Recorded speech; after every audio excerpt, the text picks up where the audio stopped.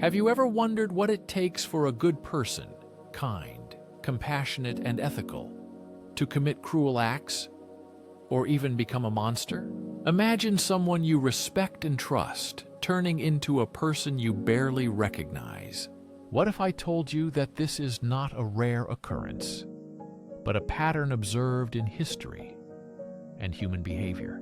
Today, we will dive into one of the most provocative and troubling questions about human nature. Why do good people sometimes do bad things? By the end of this video, you will learn the shocking mechanisms that push ordinary people into darkness. More importantly, we will learn to recognize and resist these forces. And this final insight will be the most important and encouraging. This journey takes us deep into psychological experiments, historical events, and philosophical reflections, revealing the fine line between good and evil. This is not just a story about others. It is a mirror that forces us to look inside and ask ourselves, what would I have done in their place? Could these forces have swayed me too? Stay with me, because what you learn today could radically change your perception of the world. The Lucifer effect is a concept introduced by psychologist Philip Zimbardo after his infamous Stanford prison experiment, revealing how environments and roles influence human behavior deeply. Zimbardo showed that even the most virtuous individuals can become harmful perpetrators when placed in certain roles and obeying authority figures. History is filled with ordinary people committing extraordinary atrocities, like guards in Nazi camps and soldiers involved in ethnic cleansing. Even bystanders who remained silent as horrors unfolded were often regular people caught in circumstances that unleashed dark human nature. These individuals were not born evil, but swept up by psychological and social forces that altered their behavior drastically. Why does this happen? The answer lies in a mix of psychological and social factors shaping behavior in powerful ways. Authority's power is critical. Stanley Milgram's obedience experiments in the 1960s demonstrated this by asking people to deliver shocks. Participants were told to shock another person who was actually an actor, pretending to be in pain. Shockingly, most participants continued to administer shocks even when the actor showed clear signs of distress. They believed they were causing severe harm simply because they were told to do so. Now think about your own life and how often we follow instructions without questioning them, whether it's from a boss, a leader, or even societal norms. What would you do if someone in power asked you to compromise your morals for the greater good? Another critical factor is the concept of dehumanization. When we strip others of their humanity, labeling them as the enemy or subhuman, it becomes easier to justify cruelty. This tactic is used repeatedly in propaganda, war, and even everyday conflicts. It is easier to harm someone when you no longer see them as a person. Consider the language we use today in social and political discourse. How often do we see groups reduced to labels or stereotypes? Reflect on how this diminishes empathy. This creates an us versus them mentality. But dehumanization is only part of the puzzle. Social roles and group dynamics also play a significant role. Zimbardo's Stanford prison experiment vividly demonstrated this. College students were randomly assigned to be either guards or prisoners in a controlled environment. Under simulated prison conditions, guards began to show cruelty within just a few days, while prisoners exhibited signs of severe stress and submission. It's astonishing how quickly participants lost their individuality and fully embraced the roles assigned to them. This makes one reflect on the formation of our personality. How strongly does society shape our personality? Are we truly free in our actions, or do we subconsciously play roles imposed by the system? Power, dehumanization, and group dynamics are not just theories. They actively influence our thinking, behavior, and attitudes toward others in everyday life.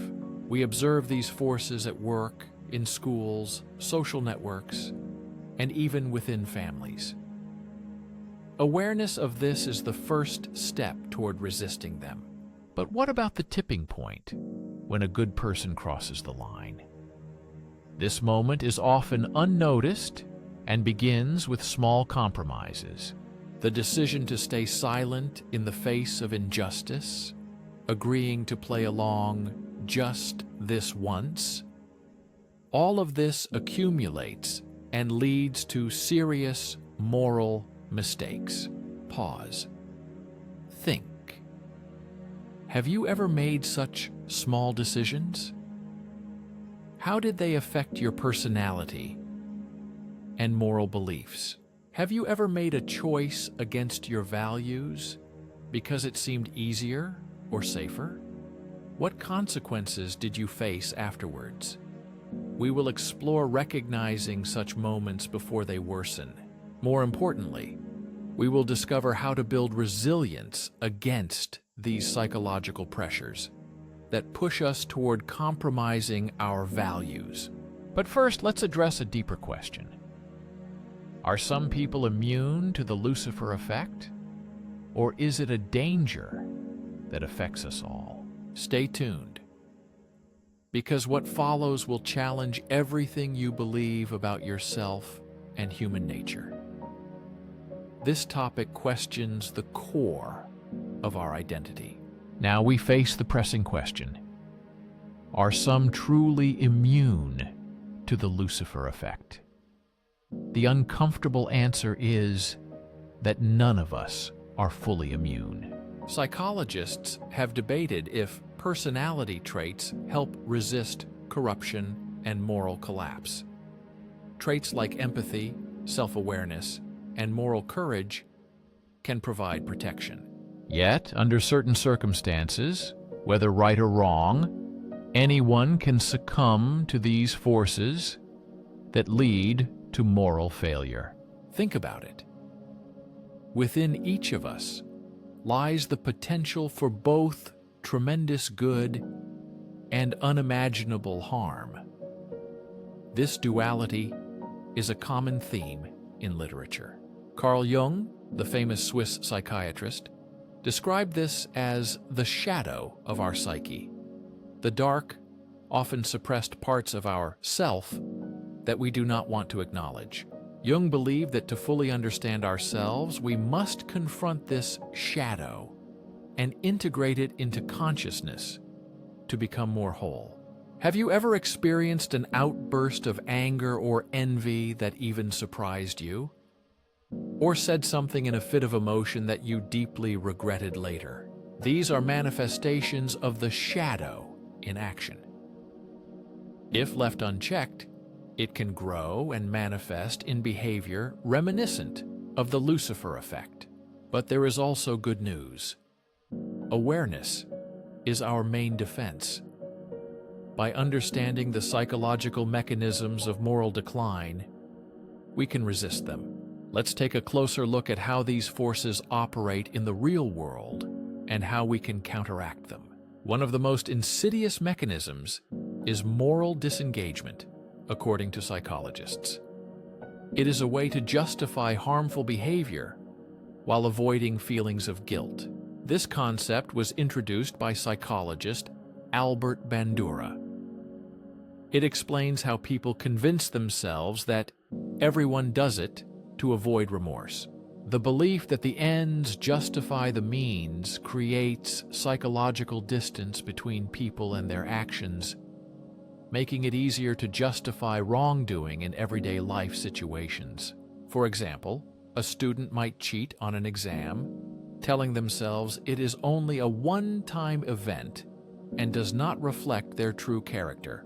Similarly, a manager may treat employees unfairly, believing harsh actions are necessary to achieve company goals and meet expectations. In such moments, moral disengagement allows people to act against their values without feeling guilt or remorse for their behavior. The antidote to moral disengagement is called moral vigilance, which means actively questioning our actions and their outcomes, even when it feels uncomfortable. This involves asking ourselves if we are justifying something that deep down we know to be wrong, encouraging honesty with our conscience. Another strong tool is cultivating empathy, which counters dehumanization by helping us see others as complex, feeling individuals. When we truly recognize others' hopes, fears, and dreams, it becomes much harder to harm or dismiss them. This is why storytelling, art, and genuine human connections are vital. They remind us of our common humanity. These elements break down barriers that divide us and foster empathy and understanding among individuals and communities. But what about society? How do we address the larger systems and structures that perpetuate harm and enable wrongdoing? Understanding and changing these systemic issues requires collective awareness, effort, and moral vigilance on a societal scale. The Lucifer effect on a grand scale shows the vital role of leadership and collective responsibility in shaping societies, for better or worse. History teaches us this clearly.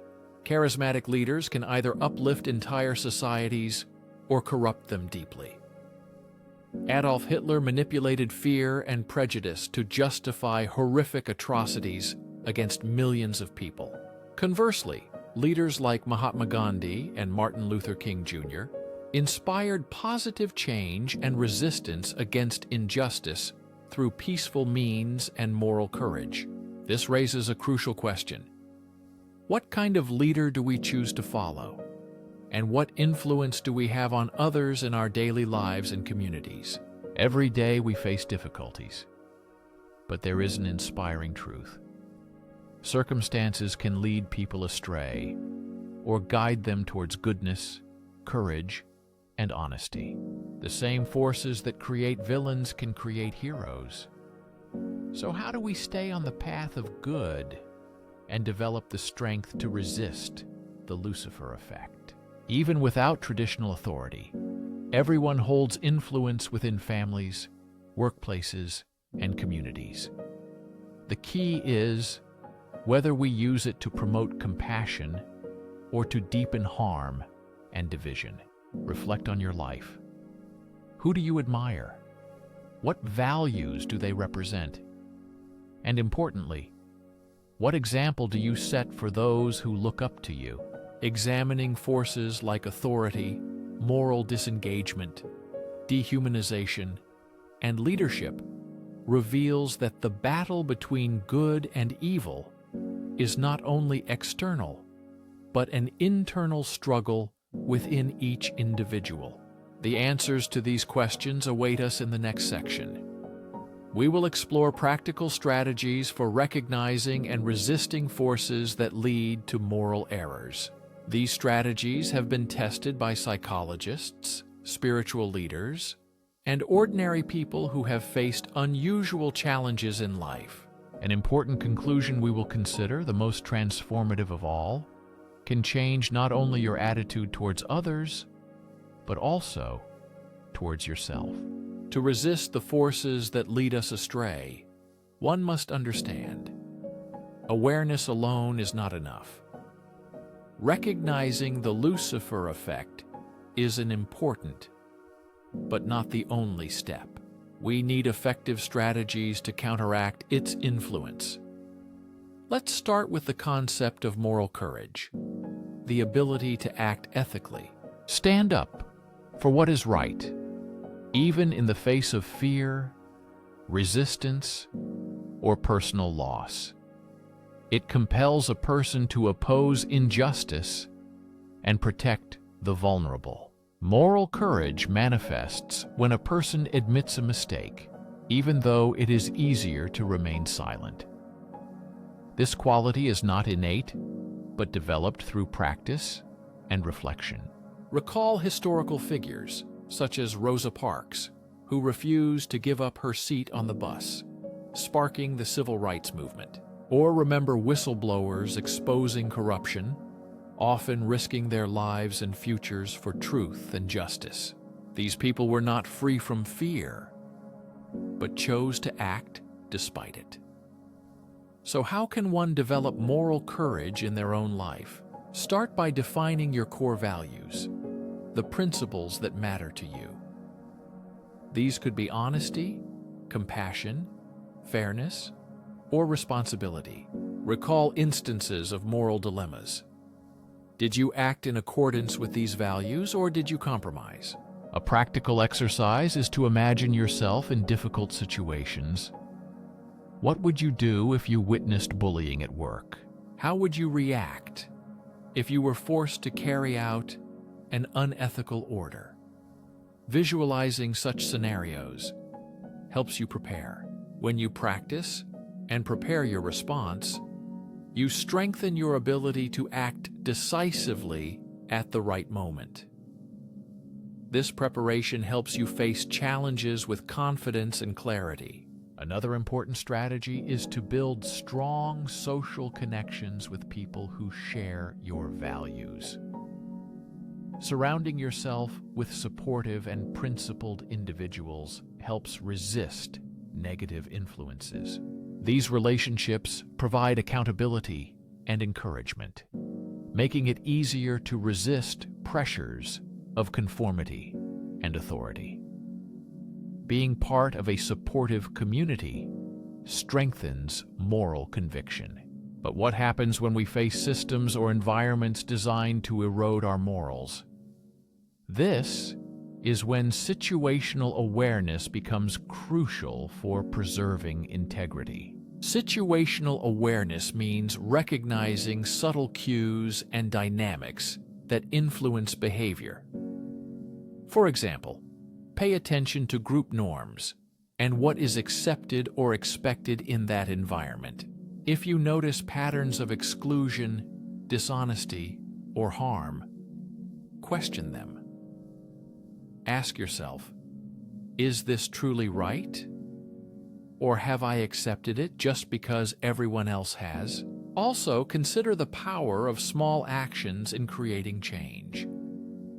Often we feel powerless against systemic issues, but even small acts of resistance matter.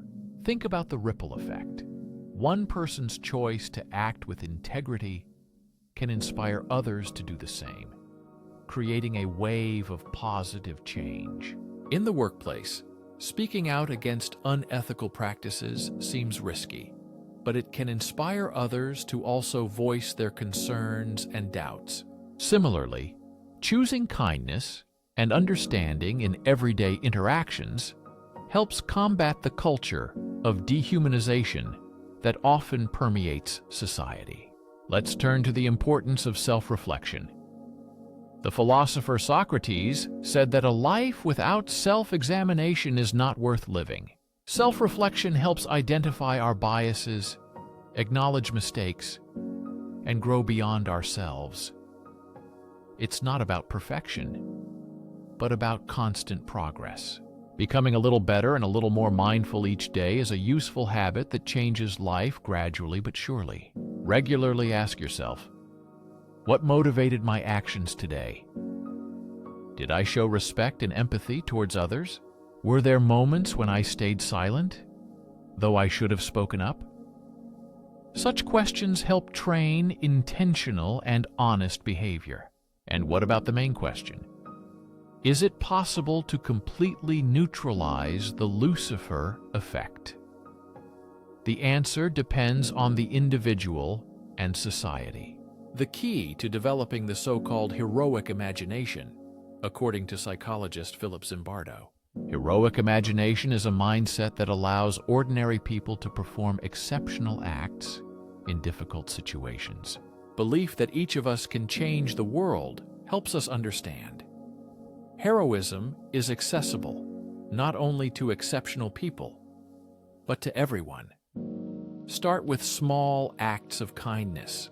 For example, you can support someone who is being unfairly bullied, help those in need, or simply choose kindness over indifference in everyday situations. Study the lives of heroes, from historical figures to modern-day fighters for change. Their examples remind us that courage and compassion are available to everyone. You may be wondering what the most important understanding is. That can change your view of yourself and the world. The answer lies in realizing the deep interconnectedness of humanity. The boundary between good and evil does not run between nations or groups, but runs through the heart of every person, as Alexander Solzhenitsyn wrote. This awareness simultaneously humbles and empowers. It reminds us that each of us is capable of both evil and good. Healing empowers us with the ability to choose. Every moment offers a new chance to act with integrity and resist darkness. We can build a world based on compassion and justice. Stay with me as we explore deeper how to apply these ideas in your life. Together, we will find practical steps to resist the Lucifer effect. We will learn how to become a force for good in a world that desperately needs positive change and light during difficult times. So far, we uncovered psychological mechanisms that push good people toward darkness. Authority, moral disengagement, dehumanization, and group influence. We studied how awareness, moral courage, empathy, and self-reflection act as shields against these harmful forces. These qualities help protect our moral compass. Now let's focus on what you can do starting today to become not just resilient, but a source of light in tough circumstances. The first step is recognizing your influence. No matter how small your role seems, you shape your environment with every interaction. You contribute to the norms and values guiding others. Ask yourself, are you encouraging kindness and fairness in your surroundings? Are you silently allowing harmful behaviors to continue, or do you take responsibility? Consider the story of Oskar Schindler, who changed history through small actions. Schindler was a German industrialist during the Second World War, initially driven by profit, but later using his resources to save over 1,000 Jewish lives. His story shows how one person, even in history's darkest times, can make a profound difference through courage and determination. You don't need extraordinary circumstances to follow his example. You can begin in your community, workplace, or family by speaking out against injustice. Offer support to those who feel isolated. Challenge stereotypes and assumptions that divide people around you every day. These small acts, when done by many, can transform not only individual lives but entire communities in powerful ways. Another important step is to educate yourself and others. Knowledge is among the most powerful tools against manipulation and moral decay. Study history, psychology, and philosophy to understand why people make certain choices. Share this knowledge to inspire meaningful conversations. Do not preach or lecture. Instead, spark reflection and inspire others to think deeply about their actions and beliefs. Have you ever thought about how much the stories we watch and read shape our thoughts?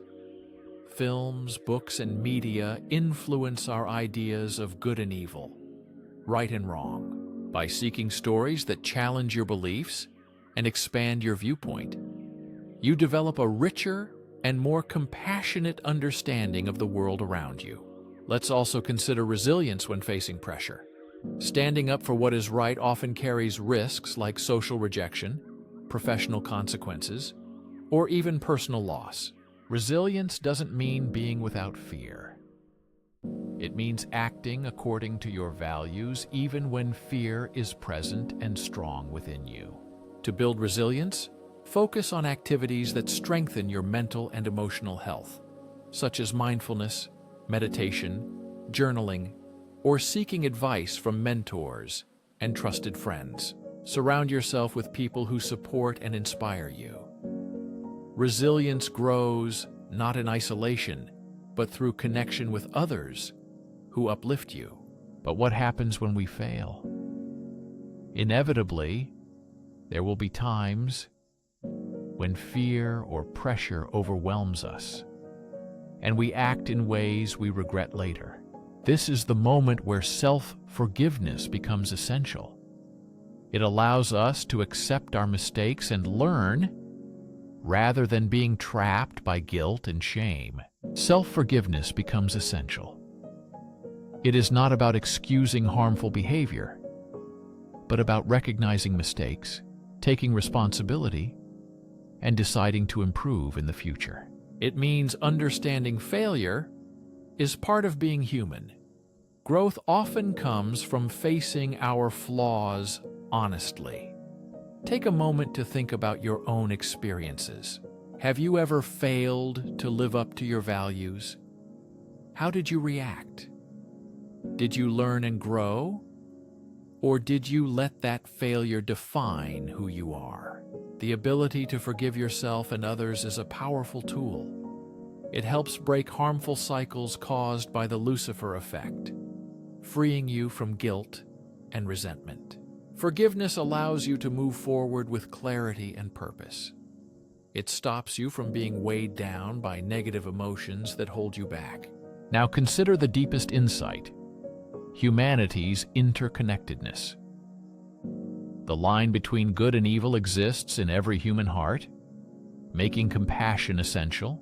This understanding does not excuse harmful behavior, but encourages empathy and a commitment to healing instead of judgment. Every action, no matter how small, sends waves into the world. Will your actions contribute to division and harm, or unite people and inspire hope? Imagine a world where each of us takes responsibility for our own choices, resisting forces that destroy humanity and divide people. In such a world, we strive to create conditions that support compassion and honesty. This is not an unattainable ideal, but a reality that can be built step by step. As this journey comes to an end, I offer you one last challenge. Reflect on what you have learned today and how you will apply it in your life. Reflect on the ripple effects of your actions. Every choice you make influences others in ways you might not see immediately. How do you recognize and resist the forces that lead you away from your values? How will you contribute to a world where good triumphs over darkness? The answers to these questions are not simple, but they are worth seeking. After all, the battle between good and evil does not take place on distant battlefields, but inside each of us every day. Next time you face a moral choice, remember, you have the power to choose. You possess this power every day. You have the strength to resist, and you have the power to become a force of good in a world that desperately needs it. The question is whether you will rise to the challenge. Thank you for your attention.